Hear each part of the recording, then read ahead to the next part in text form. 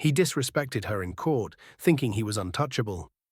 Seconds later, she flipped the script and had him arrested in front of everyone. This isn't just courtroom drama. It's a real-life takedown you won't believe. The courtroom was buzzing with anticipation. It was a crisp Monday morning, and outside the Hillsborough County Courthouse in Florida, news crews were already setting up. Inside, murmurs filled the large oak-paneled courtroom as lawyers, reporters, and legal aides waited for what was expected to be one of the most important hearings in recent years. This wasn't just any case. It involved allegations of political bribery, financial fraud, and conspiracy stretching into the millions of dollars. At the center of it all was a well-connected businessman named Carl Densmore, accused of funneling illegal donations to political campaigns in exchange for favorable contracts and legal immunity. He wasn't just a businessman. He had ties to senators, lobbyists, and judges. His influence reached deep into Florida's political system. But this time, he had met his match. In a surprising move that caught many in the legal world off guard, former Florida Attorney General Pam Bondi was appointed as the special prosecutor for the case. Some believed it was political, others said it was strategic. But one thing was certain: her reputation for being fearless, meticulous, and tough in court was exactly what this case needed. Pam Bondi walked into the courtroom with a calm, focused energy. Wearing a sleek navy blue suit and her signature blonde hair neatly pulled back, she didn't come to play. She came to win. But someone else had other ideas. Presiding over the trial was Judge Ronald Strickland, a longtime figure in the Florida legal system. On paper, he was respectable, a man who had served on the bench for over 20 years, known for his strict courtroom discipline and old-school demeanor. But those who knew him behind closed doors whispered a different story. They said Judge Strickland was unpredictable, sometimes arrogant, and had a long history of protecting those with money and influence. Still, nothing had ever been proven. Not yet. From the moment Bondi took her seat at the prosecutor's table, something felt off. Judge Strickland entered the courtroom with an air of smug confidence. He barely acknowledged Bondi during the opening introductions, instead laughing and chatting with defense attorneys as if this was a casual meeting among friends.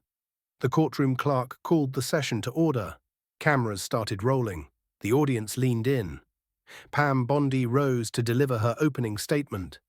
Calm and authoritative, she laid out the charges against Carl Densmore. Her tone was sharp, her words carefully chosen. She spoke of wire transfers, secret meetings, falsified contracts, and offshore accounts. Her delivery was powerful as she looked the jury straight in the eye, making it clear that no one was above the law. But not even 5 minutes in, Judge Strickland cut her off.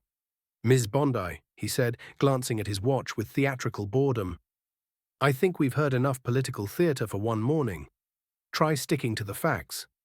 Gasps filled the room. Even the defense attorney looked surprised. Bondi paused. Her face showed no emotion. She simply nodded and continued. But this pattern repeated itself again and again. Every time Bondi attempted to present evidence, the judge interrupted. Every time she questioned a witness, he sustained the defense's objections, even when they made no legal sense. At one point, when Bondi attempted to submit an email exchange as part of her argument, Judge Strickland dismissed it without even reading it. "Emails can be taken out of context," he said. "Let's not waste the court's time." The frustration in the room was thick. Reporters scribbled notes rapidly, glancing at each other in disbelief. It was becoming painfully clear. The judge wasn't just tough. He was actively undermining the prosecution. Despite the obvious roadblocks, Bondi stayed composed. She took notes, she kept her tone professional, but behind her eyes was a quiet fury. As the days passed, the situation escalated. Bondi filed formal objections to the judge's decisions, each of which was overruled or ignored. She was ridiculed by the judge in front of the press and humiliated in front of witnesses. In one particularly tense moment, Judge Strickland rolled his eyes as she cross-examined a key witness and muttered, "This isn't a campaign rally, Ms. Bondi. Let's stick to the law, shall we?" The courtroom froze. Pam Bondi stared at him. She didn't respond. She didn't need to. The disrespect was clear, and the cameras had caught every word. Yet what no one realized at the time was that Bondi was already a step ahead. She'd seen the red flags early on. A judge that dismisses key evidence, one that casually jokes with defense attorneys in private chambers, one who seems overly familiar with the accused. It didn't sit right with her. Quietly, behind the scenes, she began compiling a list of irregularities. She met with federal investigators. She shared every courtroom transcript, every questionable ruling, and every tip that came in from anonymous sources. While the judge thought he was mocking her and keeping her off balance in court, Pam Bondi was building a case, not just against the defendant, but against the very man wearing the robe. And so, as each court session dragged on, with Strickland continuing to sabotage the proceedings, Bondi bided her time. She wasn't just playing a legal game, she was setting a trap.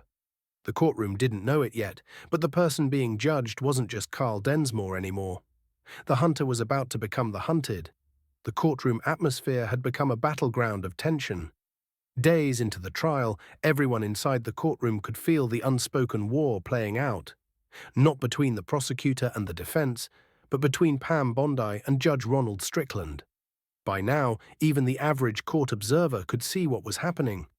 What had started as passive-aggressive interruptions had turned into outright hostility. Strickland wasn't hiding it anymore. Every time Pam Bondi approached the bench, it was as if the judge couldn't wait to shut her down. Every question she posed was objected to, and every objection she raised was immediately overruled. The defense, oddly relaxed, didn't seem to mind. Some even whispered that they were enjoying the show. But on the fourth day of the trial, something happened that shifted everything. That morning, Bondi came prepared with what she called a game-changing piece of evidence.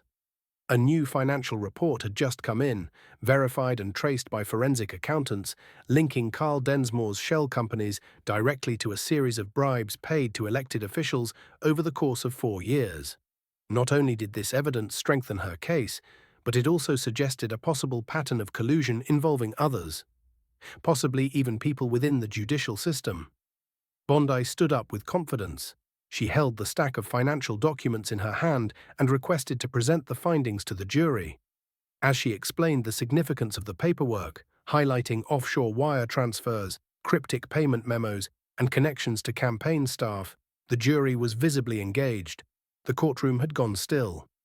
Everyone was paying attention. Finally, there was meat on the bone. And then it happened. Just as Bondi was about to present a specific transaction that linked the defendant to a hidden account in the Cayman Islands, Judge Strickland suddenly leaned forward, raised his hand, and said, "Stop right there." Bondi turned to face him, slightly surprised. Strickland picked up his gavel and tapped it once, slowly. Then, in front of the jury, the press, the defense team, and every legal eye in the room, he spoke words that would soon echo across social media, television, and newspaper headlines across the country. "You know what, Ms. Bondi? You're not a prosecutor. You're a political puppet. This courtroom is not your campaign stage." There was a beat of stunned silence. Gasps spread across the room like wildfire. Even the stenographer paused for a moment, eyes wide. The defense attorneys looked up from their notes in shock. Pam Bondi stood perfectly still. For a second, it was as if time had stopped. Everyone knew what had just happened. This wasn't just a legal disagreement. This wasn't courtroom pressure. This was blatant disrespect, a personal attack from the bench, and it crossed a line. It wasn't just an insult to Bondi's professionalism.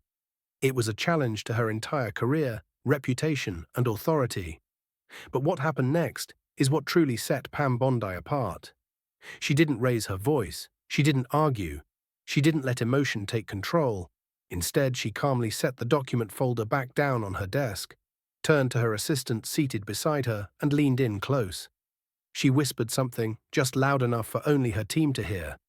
The assistant nodded and quietly left the courtroom. What no one realized was that this seemingly small move was a signal, one that would trigger a chain reaction that had been carefully prepared for days. Bondi had anticipated something like this. In fact, she'd been waiting for it. She had already provided federal investigators with details about Judge Strickland's behavior, dating back to several earlier cases. She had reason to believe that Strickland wasn't just biased, he was compromised. Sources had informed her of potential connections between the judge and individuals in Densmore's financial network. She couldn't act without proof. But now, with this moment caught on court record, caught on video, seen by jurors, and confirmed by dozens of witnesses, she had what she needed. And as Strickland continued his tirade, talking down to her about proper courtroom decorum and accusing her of grandstanding, Pam Bondi stood silently, unmoving, calm, composed. The courtroom once again fell into an uneasy silence. Nobody knew what would happen next. Everyone was too stunned by what they had witnessed. It was unprofessional. It was unethical. It was, in some legal circles, considered a violation of judicial conduct. And yet Strickland continued to sit there smugly, unaware that his time as judge was nearly over. Bondi resumed her seat. She didn't make a scene, but the wheels were turning behind the scenes, and fast. Outside the courthouse, Bondi's assistant had already contacted federal authorities with the predetermined phrase, "It's time." What followed in the next hour would make national headlines. But even before the handcuffs came out, the mood inside that courtroom had shifted. Pam Bondi had gone from being a disrespected prosecutor to the calm eye of a legal storm. The jury looked at her differently now. The courtroom, once hostile, had turned sympathetic. Even members of the defense team began shifting uncomfortably. Judge Strickland had believed that his robe protected him. He didn't realize that by publicly disrespecting Pam Bondi, on record during a federal trial, he had effectively signed his own downfall. Because Pam Bondi wasn't just standing up for herself, she was standing up for the entire justice system. And the real judgment was coming for the judge himself. The courtroom was still reeling. Moments after Judge Ronald Strickland publicly humiliated Pam Bondi, the atmosphere had gone from tense to surreal. Bondi's silence in the face of such open disrespect wasn't a retreat. It was strategy. Those who truly knew her recognized that look in her eyes, focused, unshaken, and calculating. To the outside world, it appeared she had been defeated, mocked in front of the jury and the press. But inside Bondi's mind, a countdown had already begun. The trigger had been pulled. And the next move wasn't legal. It was federal. About 45 minutes later, the courtroom doors opened. Not with a slam, not with flashing lights, just a smooth, deliberate entrance.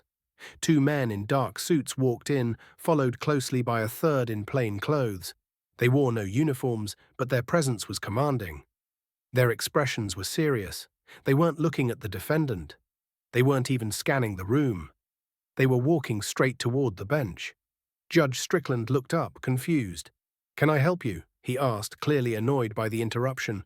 One of the agents calmly stepped forward, produced a small badge, and said loud enough for everyone to hear, "Judge Ronald Strickland, we have a warrant for your arrest." Gasps exploded from the courtroom like a firecracker. Some of the jurors blinked in disbelief. Reporters, who had been quietly live-tweeting the trial, dropped their phones. Even the defense attorneys, seated beside their client, froze with mouths slightly open. The judge blinked. "Excuse me," he said again, now visibly rattled. The lead agent didn't repeat himself.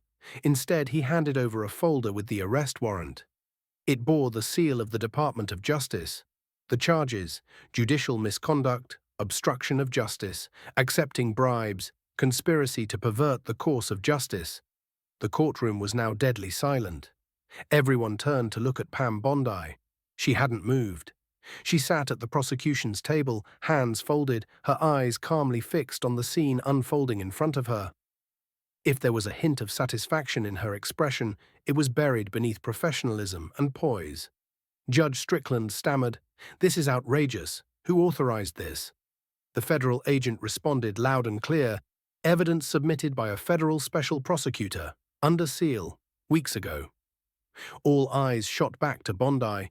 For the first time, even the most skeptical courtroom observer realized what had just happened. This wasn't a random ambush.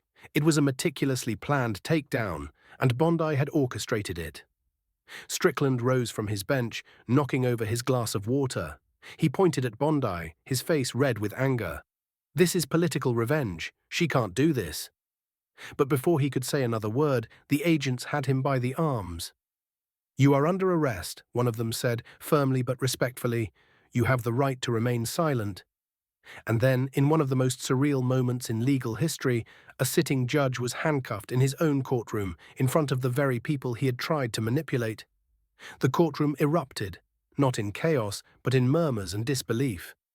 Some people even stood up, not knowing whether to clap or gasp. The jurors looked to the bailiff, unsure what to do. The cameras, which had been live streaming the trial to local news stations, caught every second of it. Pam Bondi rose slowly, collected her documents, and turned toward the door. Her work in that courtroom was done, but behind the scenes, the story was just beginning to unravel. The investigation behind the arrest. In the hours that followed, the Justice Department released a short but powerful statement confirming the arrest. An internal investigation, initiated quietly months earlier, had uncovered evidence that Judge Strickland had accepted financial favors and gifts from individuals linked to Carl Densmore's business empire. These weren't just dinners or campaign donations. These were offshore deposits, vacation packages disguised as legal conferences, and case assignments manipulated to protect allies.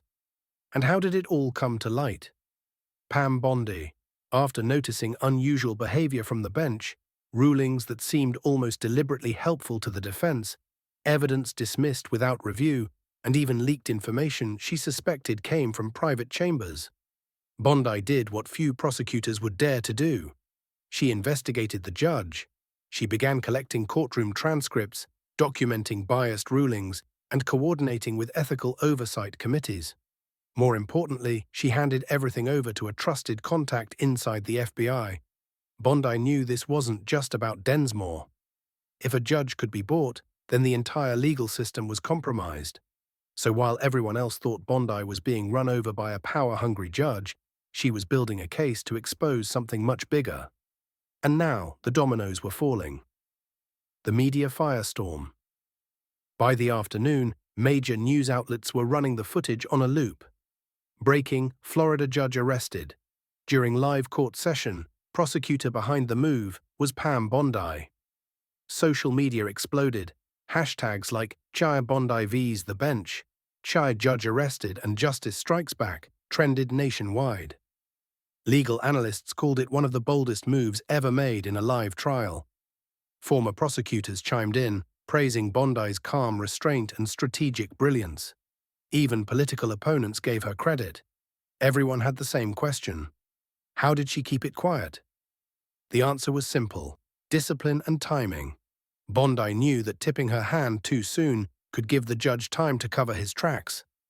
She needed him to believe he was in control, right up until the moment he was in cuffs. And that's exactly what happened. A shift in the courtroom. In the following days, the trial was paused, the jury dismissed temporarily, and a new judge appointed. Carl Densmore's defense team tried to claim mistrial, but Bondi wasn't letting anything slip. The evidence stood. The case was intact. And as for Bondi, she became a symbol overnight, not just of strength, but of what happens when power meets accountability. One reporter asked her during a brief press conference, "Did you know that moment in court would go viral?" Pam Bondi just smiled and replied, "I didn't come here for attention. I came here for justice." The arrest of Judge Ronald Strickland had made headlines. But what followed in the coming days would shock the nation even more. Pam Bondi hadn't just exposed one corrupt judge. She had pulled back the curtain on an entire web of corruption that stretched deep into the judicial and political systems of the state. Now that Strickland was in custody, federal investigators moved fast. They had been working behind the scenes for months, gathering leads and building a massive case file. But now, with Bondi's courtroom moment as the catalyst, the floodgates opened. Documents were unsealed, search warrants were executed, phones were seized, subpoenas were delivered to high-level officials across Florida. It wasn't long before the first bombshell revelation hit the news. Judge Strickland had presided over 27 cases in the last 5 years, where he ruled in favor of corporate defendants who were later found to be tied to the same network of offshore accounts linked to Carl Densmore. In those cases, critical evidence was mysteriously dismissed, witnesses were discredited without cause, and rulings were made that left prosecutors stunned. And now, thanks to Bondi's bold stand, the dots were finally connected. But it didn't stop there. Emails obtained through a federal warrant revealed direct communications between Strickland and a private legal consultancy, one that had received funding from none other than Carl Densmore's holding companies. The emails were clear. "I've made sure this stays buried. You'll be protected. Bondi is getting too close. We need to shut her down." Those weren't just casual conversations. They were evidence of conspiracy, cover-ups, and intent. Pam Bondi had been right all along. She wasn't just battling a biased judge, she was standing up against a system rigged from the inside. Bondi speaks out. 2 days after the arrest, Bondi stood before a podium surrounded by federal agents and state prosecutors. Her voice was steady, powerful, and full of conviction as she spoke. This was never about personal attacks or courtroom drama. This was about justice. When the legal system is manipulated by those in power, the innocent suffer. And that's unacceptable. She revealed that the investigation had quietly been building for over a year. Multiple witnesses, whistleblowers, former court employees, and even retired attorneys had stepped forward in secret. Some feared for their careers, others feared for their lives. But Bondi had listened. She had documented every tip, every inconsistency, every anomaly, and handed it over to the right people. Piece by piece, they built a case not just against Strickland, but against a multi-tiered operation of influence and bribery. It included corporate lobbyists funneling money to judges' re-election campaigns, private investigators hired to dig up dirt on prosecutors, court clerks paid to misplace critical pieces of evidence, and a network of attorneys who coordinated strategies to manipulate outcomes across multiple courts. This wasn't just a scandal, it was a judicial earthquake. The nation reacts social media platforms couldn't keep up. Pam Bondi, charged Truth Exposed, and judicial corruption trended for 3 days straight. Commentators, legal analysts, and former judges flooded podcasts and news shows to weigh in on what had just happened. Some called it the biggest judicial scandal in decades. Others praised Bondi's resolve. She didn't just win a case, she reset the bar for legal integrity in America. The public reaction was overwhelming. Emails and letters poured into the prosecutor's office, thousands of people thanking Bondi for doing what no one else had the courage to do. Survivors of past court injustices came forward with renewed hope. They weren't just watching a courtroom drama unfold, they were witnessing real accountability, and it was inspiring. Carl Densmore cornered. Meanwhile, Carl Densmore, whose trial had been temporarily paused, was now in a much different position. He was no longer the defendant with top-tier attorneys and courtroom swagger. He was now the man at the center of a legal hurricane. The financial evidence Bondi had introduced days earlier, combined with the new links between Densmore's businesses and the judge's bribes, left his legal team scrambling. Prosecutors revealed new charges against him: racketeering, money laundering, judicial bribery, criminal conspiracy. Even worse for Densmore, 2 of his closest business partners, fearing federal prison, agreed to cooperate. They provided damning testimony that implicated Densmore as the mastermind behind not just the financial crimes, but also the bribery scheme. According to one witness, Densmore had once said, "Everyone has a price, including judges. You just have to know who to pay." That quote would later be read aloud by Bondi during closing arguments, and it struck a nerve with the jury like no evidence ever could. Pam Bondi, a symbol of justice. As investigations continued and more arrests followed, Pam Bondi's role in the case became the stuff of legend. She didn't act out of revenge. She didn't seek the spotlight. She stood up because it was right, because justice demanded it. Legal experts began referencing her case in law schools, calling it a blueprint for fighting corruption within the system itself. And through it all, Bondi remained grounded. In one interview, she was asked what gave her the courage to take down a sitting judge and challenge the system. Her answer was simple. The law isn't supposed to be a weapon for the powerful. It's supposed to be a shield for the people. And when that shield breaks, someone has to step up and fix it. That's all I did. Setting a new standard. The state judiciary launched a massive review of past rulings made by Judge Strickland and several other judges under investigation. Every case tainted by corruption was being re-examined. New ethics oversight committees were formed. And Pam Bondi, she was offered a special advisory role to the Justice Department to help rebuild trust in the courts and guide future reforms.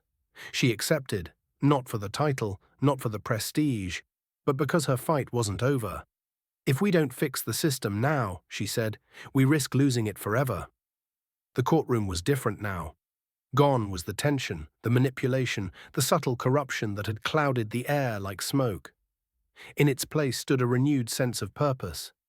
A new judge presided over the bench, the jury had returned, and the trial of Carl Densmore resumed, this time with clarity, integrity, and undeniable momentum. Pam Bondi stood once again before the court, but now her voice carried more than argument. It carried vindication. The evidence was airtight. The testimonies from Densmore's former associates, each one delivered with remorse, painted a damning portrait of greed, deception, and judicial abuse. Emails, bank transfers, offshore accounts, secret meetings, all of it pointed back to one truth. Densmore hadn't just broken the law, he had bought it, bent it, and tried to bury it. But Bondi had refused to let him win. In her closing statement, she turned to the jury and said, "No one is above the law, not a billionaire, not a judge. The people of this state deserve to believe that justice still matters. Today you get to prove them right." The jury deliberated for just under 4 hours. When they returned, the room fell silent. The foreperson stood, voice steady. "We, the jury, find the defendant, Carl Densmore, guilty on all counts." There was no cheering, no applause, just the deep, powerful silence of justice finally served. Densmore's head dropped. His attorneys stood motionless. For a moment, it was as if the weight of every lie he'd told, every bribe he'd paid, came crashing down all at once. Pam Bondi nodded quietly. She didn't smile. She didn't gloat. Because this wasn't about revenge. This was about restoration. A legacy begins. In the days that followed, headlines declared victory. Justice restored, Bondi topples corrupt empire. One woman's stand changes everything. Judge Ronald Strickland, now stripped of his title and awaiting trial, would soon face the very system he once abused. And thanks to Bondi's evidence, more corrupt officials were being investigated across the state. But Bondi, she quietly returned to her office. No parades, no fanfare, just the same fierce commitment to doing what was right. In a final press statement, she left the country with a message. The law is only as strong as those who defend it. And if one person, just one, is willing to stand up against power and say, "No more," that's enough to change everything. Pam Bondi did what few dared. She walked into a courtroom ruled by corruption and walked out with justice in hand. And in doing so, she didn't just win a trial, she reignited faith in the system itself. Justice was served, but the fight for truth never ends. If stories like this inspire you, there's plenty more coming. So don't forget to like, share, and subscribe for more real courtroom drama.